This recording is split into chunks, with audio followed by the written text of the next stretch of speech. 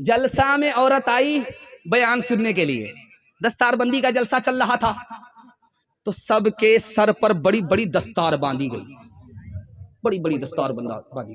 وہ عورت جو دیکھ رہی تھی، اسکرین پر دیکھ رہی تھی، پروجیکٹر پر دیکھ رہی تھی، اس کے دل میں شوق ہوا، کاش کہ میرا بیٹا بھی حافظ ہوتا، بیٹا تھا ہی نہیں۔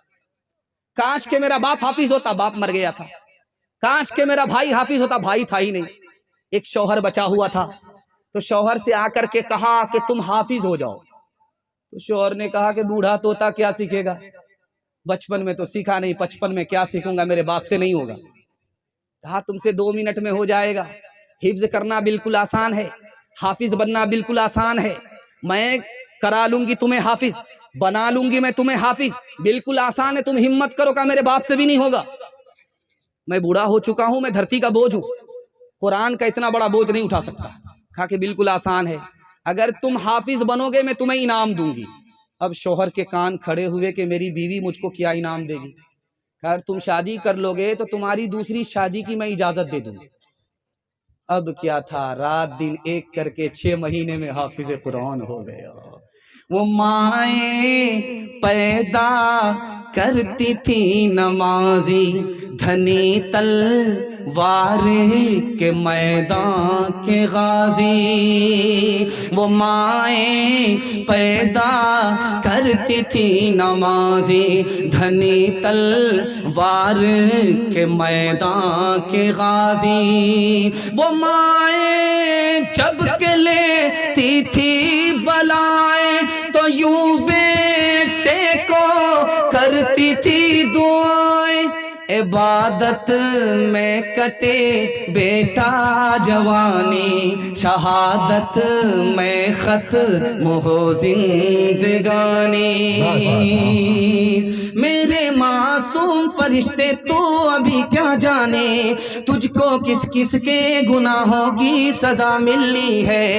جو نظر ملنی ہے وہ تجھ کو خفا ملنی ہے، دین اور دھرم کے مارے ہوئے انسان کی جو نظر ملنی ہے وہ تجھ کو خفا ملنی ہے۔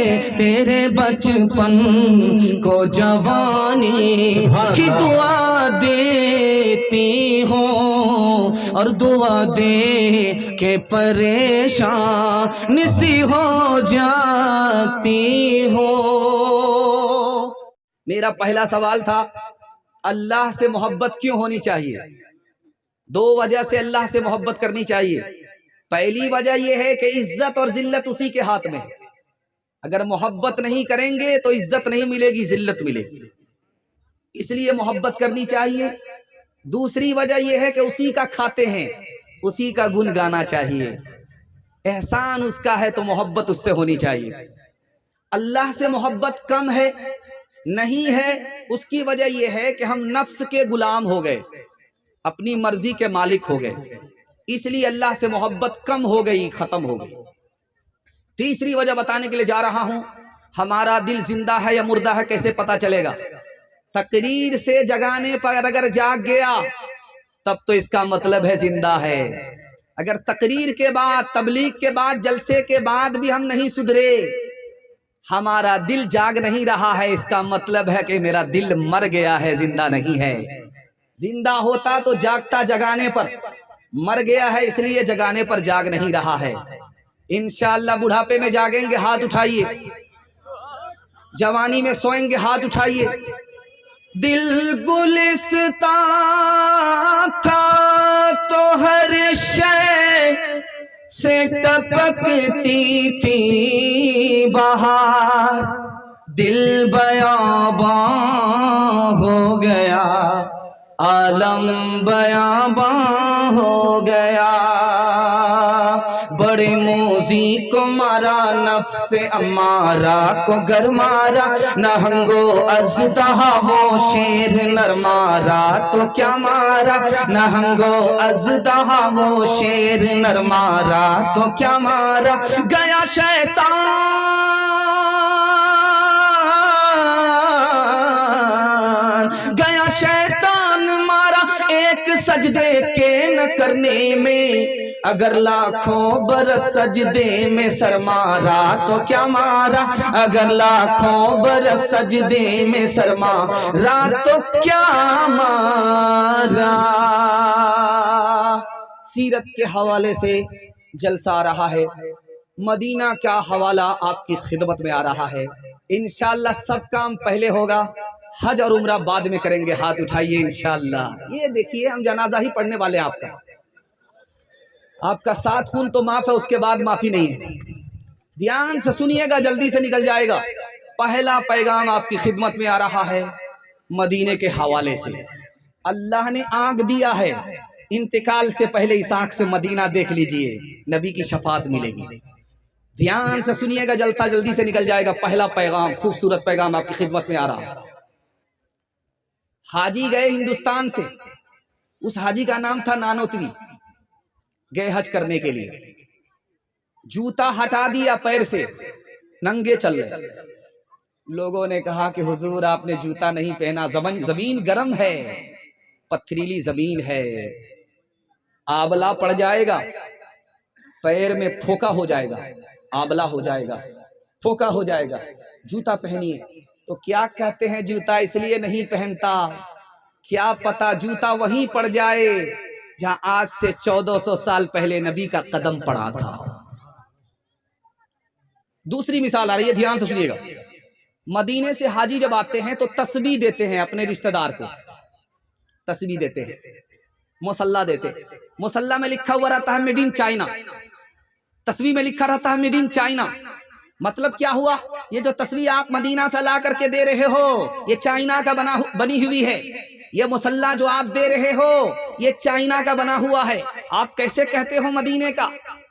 حضرت رشید احمد گنگوہی رحمت اللہ علیہ نے کہا لوگو تسبیح مدینے سے آ رہی ہے، مصلی مدینے سے آ رہا ہے، اس میں چائنا لکھا ہوا ہے، پھر بھی اس کو چوم لو، وہ ٹھیک ہے چائنا کا بنا ہوا ہے لیکن مدینے کی ہوا لگی ہوئی ہے۔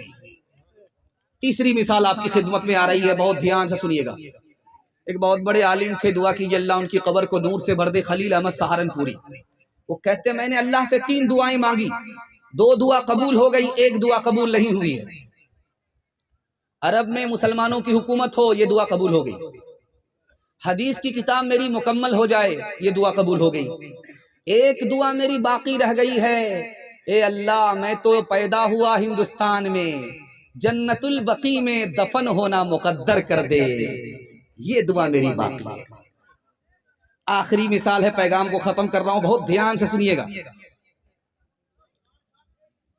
شیخ الحدیث مولانا زکریا رحمت اللہ علیہ جن کی کتاب آپ پڑھتے ہیں، وہ کتنے بڑے عاشق رسول تھے، ان کے حوالے سے میں سنانے کے لیے جا رہا ہوں، دھیان سے اس کو سنیے گا۔ مدینہ گئے تو زمین پر بیٹھتے تھے، چٹائی پر نہیں بیٹھتے تھے۔ خادم نے کہا حضور چٹائی بچھا دیتے ہیں، زمین پر بیٹھتے ہیں، اتنے بڑے محدث، اتنے بڑے امام، اتنے بڑے محدث، اتنے بڑے عالم، آپ زمین پر بیٹھیں گے اچھا نہیں لگتا، چٹائی بچھا دیتا۔ تو کیا کہتے ہیں میں مدینے کا کتا ہوں، زمین پر ہی بیٹھنا مناسب ہے، چٹائی پر بیٹھنا مناسب نہیں ہے۔ ایک مثال سنیے، بہت دھیان سے اس کو سنیے گا، اللہ آپ کے علم میں اضافہ فرمائے، میرے مطالعہ کو تازہ فرمائے۔ سو کر کے سنیں گے، ہاتھ اٹھا دیے انشاءاللہ، ذرا دھیان سے رکھیے گا۔ ہمارے نبی مدینہ سے ہندوستان آتے ہیں، ہمارا جلسہ ہو رہا ہے، ہمارے نبی مدینہ سے ہندوستان آتے ہیں؟ نہیں آتے۔ کیوں؟